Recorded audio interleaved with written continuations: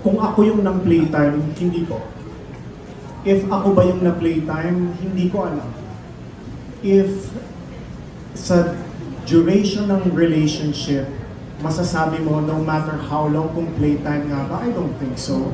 Parang maski sabihin po natin, weeks lang po yan, or years, you can never say it was playtime because there was a reason kung bakit dumating yung taong yun sa buhay mo, maganda or hindi. So there is a reason why that person played a role in your life.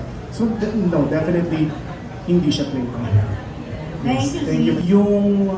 Kung ako yung ng playtime, hindi po. If ako ba yung na playtime, hindi ko alam. If sa duration ng relationship, masasabi mo no matter how long kung playtime nga ba, I don't think so. Parang maski sabihin po natin, weeks lang po yan, or years, you can never say it was playtime because there was a reason kung bakit dumating yung taong yun sa buhay mo, maganda or hindi. So there is a reason why that person played a role in your life. So no, definitely hindi siya playtime. Thank you. Tama. Ayun po, kaya confident din po ako na hindi niya ako pagpapalit. Ay, hindi ka niya... Bakit? Pinagpalit ka ba niya? Meron bang ganun? Hay, kahit ang mga pinakamagaganda, pinagpapalit.